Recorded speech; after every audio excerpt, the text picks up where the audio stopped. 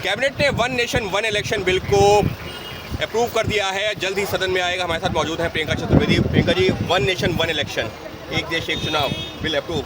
नहीं, bill approve cabinet में हुआ है, टेबल होते होते क्या रूपरेखा लेगा वो उसके लिए इंतज़ार करना ज़रूरी है। Let's not celebrate before anything happen, और let's not celebrate something which will end जो हमारे कॉन्स्टिट्यूशनल अमेंडमेंट के माध्यम से हमारी फेडरल स्ट्रक्चर पे चोट पहुंचाएगा, हमारी इलेक्ट्रल डेमोक्रेसी पे चोट पहुंचाएगा। तो क्या पहले तो क्या रूपरेखा बनती है, उस पर विस्तार से चर्चा होगी।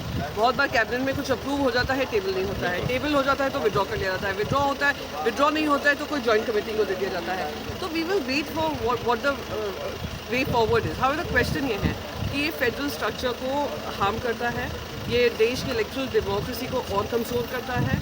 Committee reports, various election commission की रिपोर्ट्स हैं जो बहुत सारे सवालिया निशान इस वन नेशन वन इलेक्शन पर लगा रही थी। For example man power mobilization, security mobilization cost effective है या नहीं है, इतनी आपको ईवीएम मशीन, वीवीपैट मशीन, इन सब की तैयारी करनी होगी। तो क्या it's a cost effective process कि जनता को आप पूरे इस प्रोसेस में धकेल देंगे पर आपको कोई intention of how to implement it नहीं है।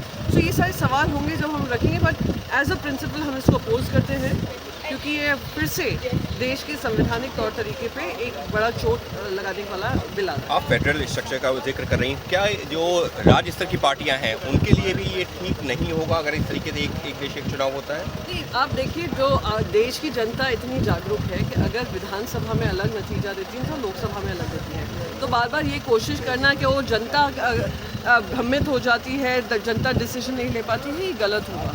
दूसरी बात, अगर जिस तरीके से महाराष्ट्र में हमने देखा कि आपने 2 राज्य स्तर की पार्टियों को तोड़ा, इलेक्शन कमीशन के माध्यम से जिन्होंने तोड़ा है, ये हरकत की है, उनके हाथ में सिंबल और आपने पार्टी का नाम दे दिया।